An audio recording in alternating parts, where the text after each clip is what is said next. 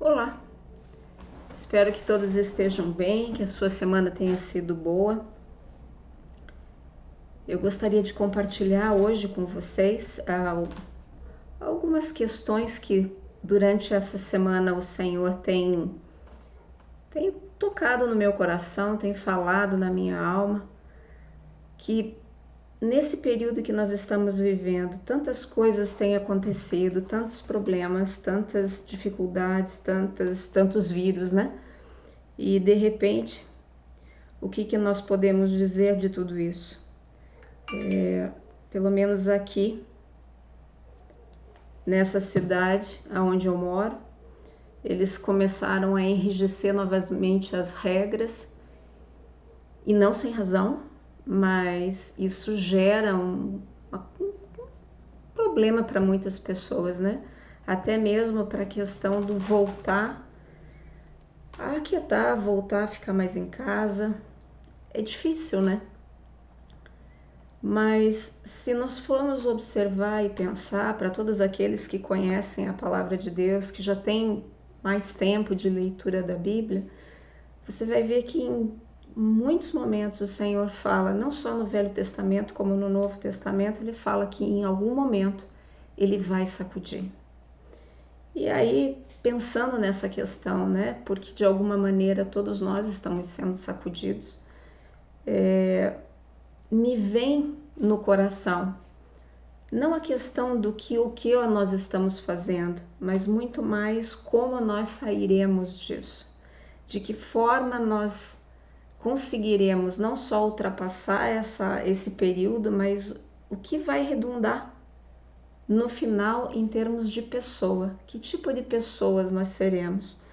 E isso me leva lá ao livro de Ageu, no Velho Testamento, que no capítulo 2, do versículo 6 ao 7, diz assim, ó, pois assim diz o Senhor dos Exércitos, daqui a pouco mais, uma vez eu farei tremer o céu, a terra, o mar e a terra seca. Farei tremer todas as nações. Quando eu li esse versículo nessa semana agora que passou, não tem como o meu coração não ter olhado e dito assim, nossa, realmente, as nações estão sendo sacudidas. As nações estão sendo, de alguma maneira, tocadas. Todos nós estamos sendo tocados. Eu não vou entrar no mérito das razões de tudo isso, até porque, né, eu não sou Deus para responder essa pergunta. Mas eu tenho algumas possibilidades que me vêm à mente. E quando eu penso nessa situação, eu só posso pensar que qual é a intenção de Deus com tudo isso. Porque se nós vivemos de acordo com a palavra, e a palavra ela é muito clara e ela nos diz, olha, Deus é soberano, então o que Deus espera? Qual é a expectativa em relação a tudo isso, a esse sacudir? E quando eu penso nisso, eu só posso pensar assim, que Deus quer revelar um reino. E um reino que não pode ser sacudido. Algumas semanas para trás eu até fiz o comentário, né, que nós temos que ter os nossos pés fincados na rocha, de que nós não podemos estabelecer todas as nossas expectativas em coisas que são flutuantes, né? E nesse sentido, isso tem muito a ver. Qual é o reino em que nós temos vivido? Porque o que o Senhor quer revelar para cada um de nós, para mim e para você, é esse reino. Um reino que não pode ser abalado, que não pode ser de forma alguma atingido. É um reino firme. E esse reino é o reino que o Senhor construiu e que Ele estabeleceu para mim e para você. Então nós precisamos prestar muita atenção nisso. Talvez hoje você esteja na expectativa, a pastora vai falar alguma coisa muito legal, animado e tal. Eu quero te deixar animado para esse reino. Mas não tem como eu deixar de falar em certos aspectos que muitas vezes nós optamos por deixar de lado. Então hoje talvez você vai ter que ter um pouquinho mais de paciência comigo, porque nós vamos mexer em algumas coisas que nem todo mundo gosta de ouvir. Mas eu posso te garantir que se nós ouvirmos e nós compreendermos, nós vamos sair deste dia, né? Desse momento, felizes.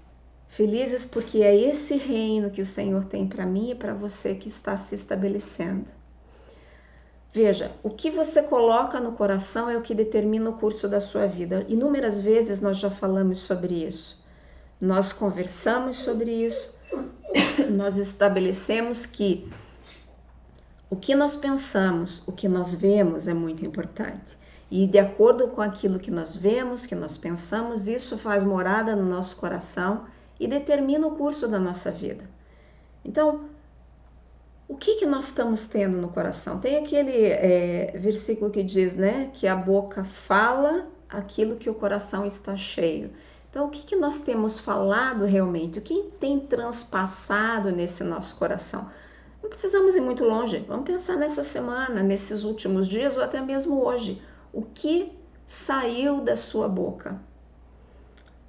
E quando nós vemos todas essas verbalizações que nós temos feito, até em relação à situação que vivemos do coronavírus, o que é que tem saído?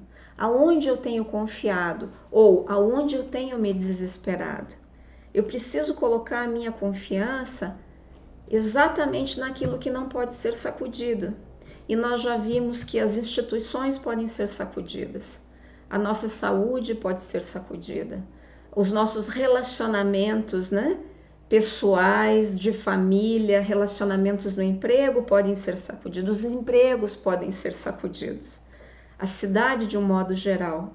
Quer dizer, se nós formos olhar hoje, nós temos evidências de que tudo pode ser sacudido. Agora, o que não pode ser sacudido é o Senhor. Ele permanece firme e Ele permanece firme comigo e com você. Então, põe a tua confiança naquele que tem o controle da situação. Você não tem o controle, eu não tenho, a comunidade não tem, o governo não tem, ninguém tem. Até porque, se você vê as notícias, eles dizem para nós o quê? Que se alguém ficar doente, vai para o hospital, mas não existe um remédio para essa enfermidade. Não existe um remédio certo para que acabe com ela. Então, nem isso é certo. A incerteza hoje, ela acomete a todos nós em muitas áreas. E por conta, às vezes, de uma área, outras áreas, né, feito um dominó, vão sendo atingidas. Então, nós precisamos focar, e focar de uma maneira firme. Talvez você olhe e diga assim, pastora, mas como é que eu vou fazer isso? De que jeito eu faço isso? Com a sua vontade e com a sua determinação. Nós precisamos estabelecer com a nossa vontade as coisas sobre a nossa vida. Eu canso de dizer, não é a vida leva eu. Não é ai meu Deus. Esse ai meu Deus é conversa de preguiçoso. Vamos arregaçar as mangas e vamos olhar e dizer assim, olha, eu determino desta forma. Porque existe uma realidade que ela realmente é imutável. É o pecado, a integridade e o julgamento. Você veja, nas nossas vidas, nós vamos sempre ter esses 3 itens avaliados. Não tem como não. Em algum momento nós vamos ser julgados, em algum momento a nossa integridade vai ser posta à prova, em algum momento os nossos pecados vão vir à tona para que nós pedimos, para que a gente possa pedir perdão ao Senhor. Então, não tem como escapar. Nós precisamos ter uma avaliação real e verdadeira de quem nós somos, do que nós fazemos, do que nós esperamos. Quais são os valores que realmente têm estabelecido dentro do meu coração e do meu pensamento? Porque as minhas ações, elas são de acordo com esses valores. Não adianta eu ter uma verbalização muito bonita para inglês ver. E na hora H, na hora que eu preciso fazer alguma coisa, que eu preciso ter uma integridade, as coisas não são bem assim. Nós precisamos compreender que a nossa vida, ela precisa ser uma vida correta, correta diante do Senhor. Se você abrir a tua Bíblia lá em Atos 10, 42 e 43, está escrito assim: Jesus nos mandou anunciar o Evangelho ao povo e testemunhar que ele foi posto por Deus como juiz dos vivos e dos mortos. Todos os profetas falaram a respeito de Jesus, dizendo que os que creem nele recebem por meio dele o perdão dos pecados. Essa passagem bíblica me chamou muito a atenção, justamente pela questão da palavra juiz. Quando nós pensamos em Jesus, muitas vezes nós olhamos e dizemos: nossa, Jesus é o nosso Salvador. Jesus morreu pelos nossos pecados, ele abriu para nós um lugar no céu, ele é o nosso irmão mais velho, ele é aquele que nos defende, né? É quem nos deu autoridade. Mas a questão de que ele é um juiz, muitas vezes ou nós deixamos de lado, ou nós simplesmente não prestamos tanta atenção nesse pequeno item que no final das contas é um grande item. Porque se nós formos avaliar a pessoa do Senhor, nós temos que compreender que ele é amor, ele é misericórdia, mas ele é justiça. E se ele é justiça, quem vai nos julgar é exatamente ele. E nessa passagem em Atos, você veja que primeiramente ele coloca o juízo, até mesmo antes do perdão. Então isso é uma coisa muito séria. E é tão sério que eu gostaria de destacar isso para você hoje, para você ter uma atenção redobrada sobre isso.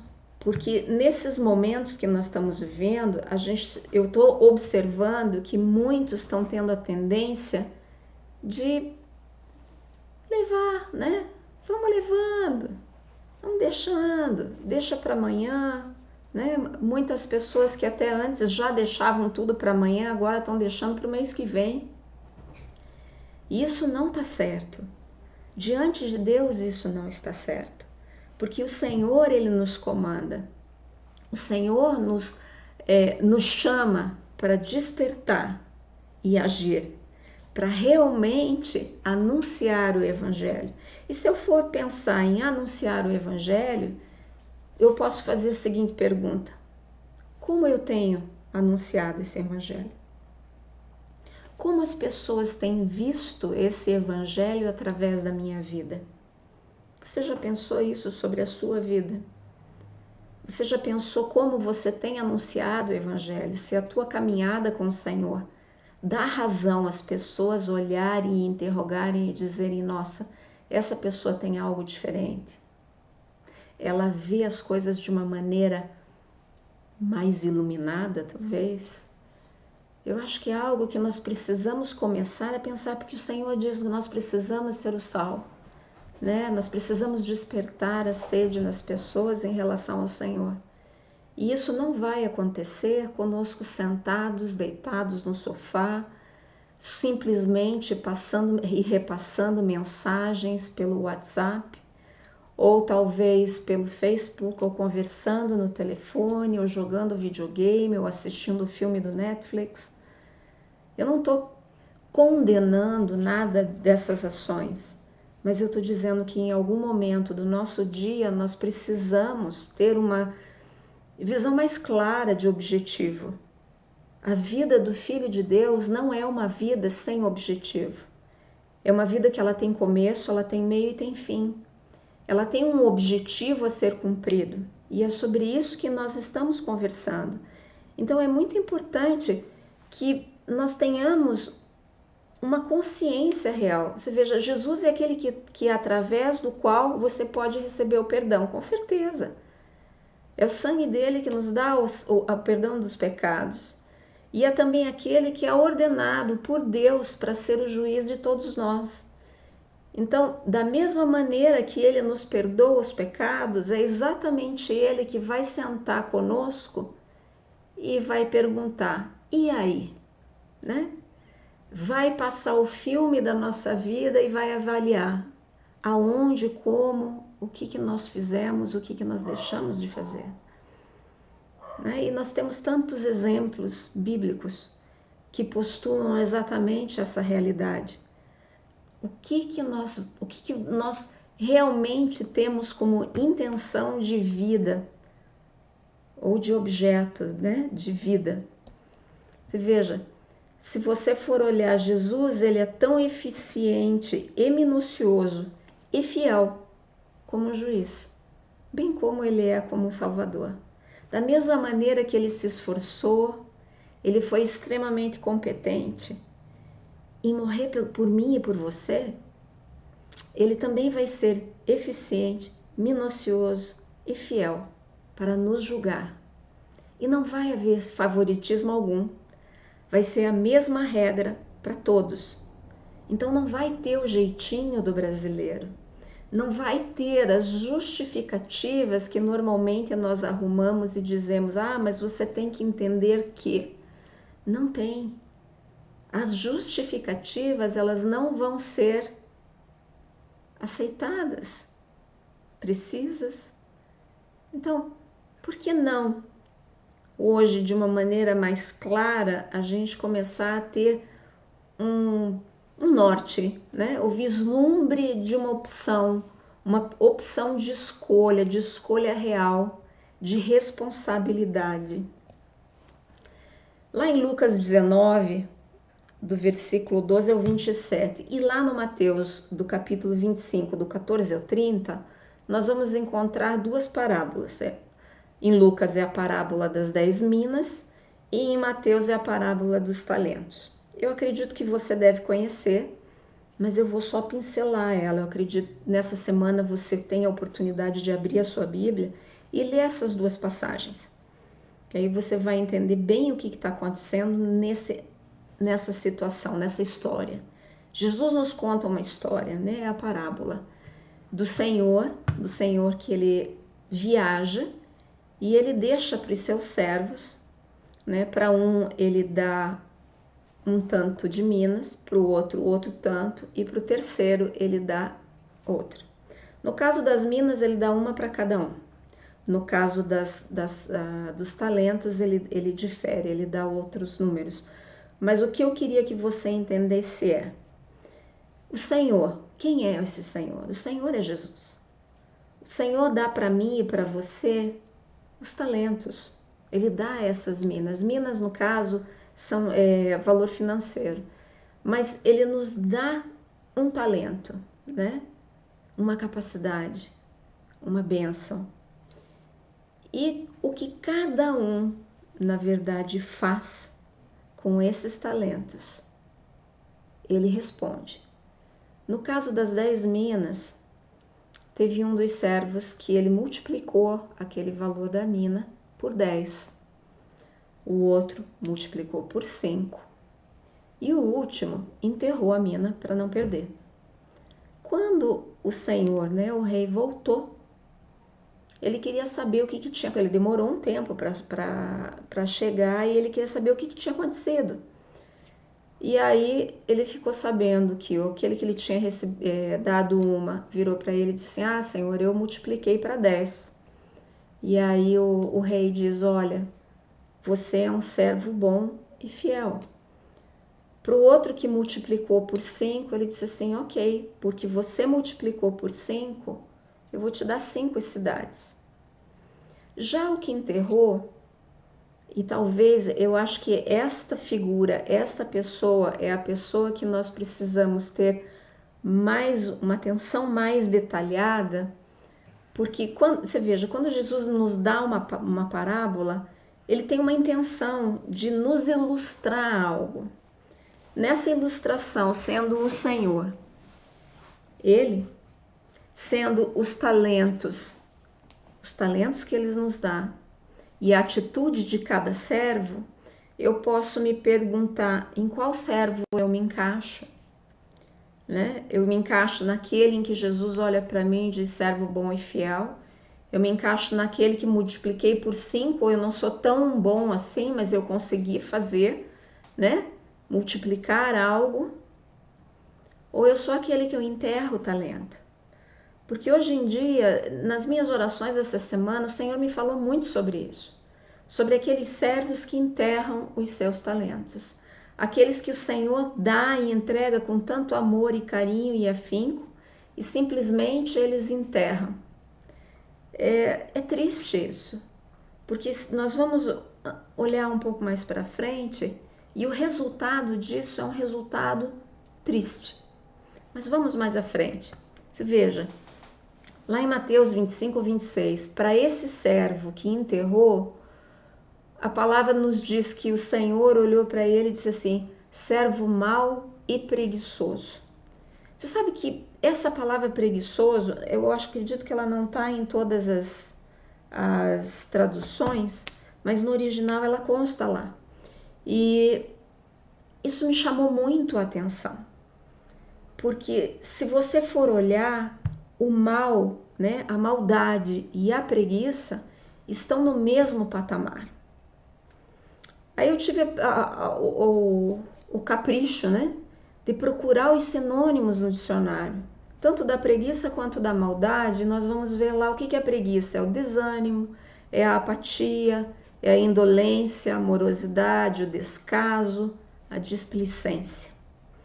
E a maldade é o mal, é o pecado, é o delito, a depravação, a imoralidade, a iniquidade. Mas se Jesus coloca os dois no mesmo pote, isso quer dizer que para o Senhor tem o mesmo peso. E isso para mim foi assim um choque. Literalmente foi um choque no meu coração. Porque nós temos uma tendência de ver isso de uma maneira diferente, né?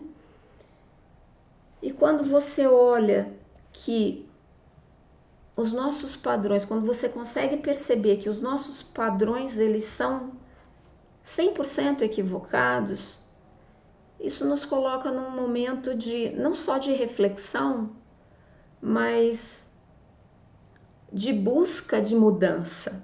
E talvez seja essa a minha ingênua tentativa contigo de despertar o teu coração e a tua mente nesse momento para pontuar, né, a importância desta palavra. Porque veja, nós temos o costume de repudiar o adultério, assassinato, o roubo, tantas coisas nós repudiamos porque nós temos a consciência de que é errado, né? Isso não presta. Mas quantas pessoas preguiçosas nós temos dentro da igreja? Pessoas que nunca têm tempo para ler a palavra, para estudar a palavra, para orar, que arrumam todo tipo de justificativa, né? Pessoas indolentes.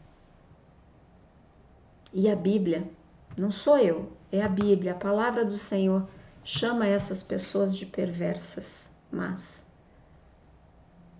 querido, isso me deixou preocupada comigo mesma também, porque em quantos momentos da minha vida e talvez em quantos momentos da sua vida nós não podemos nos encaixar nessa questão da preguiça, nessa questão do não fazer.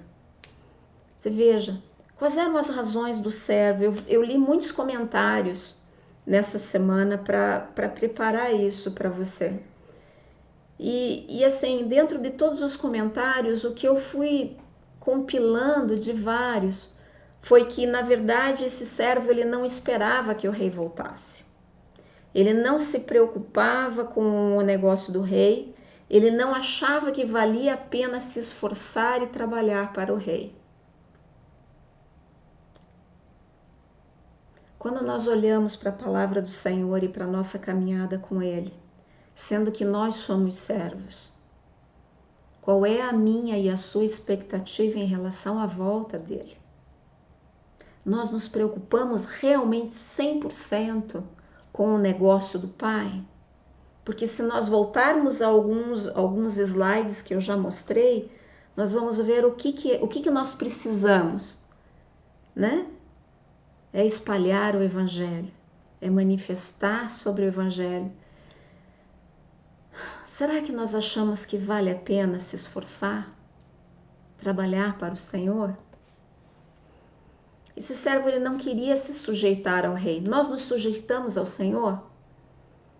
Nós realmente aceitamos a vontade dele, nós aceitamos que a palavra dele, essa palavra aqui, ó, que está na nossa mão, tão bonita, tão simpática, ela está fazendo parte como regra real da nossa vida? Quantas desculpas nós arrumamos para não servir ao Senhor corretamente? Porque esse servo, quando ele foi se desculpar com o senhor dele, com o rei, ele virou e disse assim, não, porque eu sei que o Senhor era um Senhor muito rígido, muito exigente, né? Você veja que, em vez de ele olhar a sua total incapacidade e a sua preguiça, ele ainda olha para o Senhor e diz, olha, eu não fiz porque você é o problema.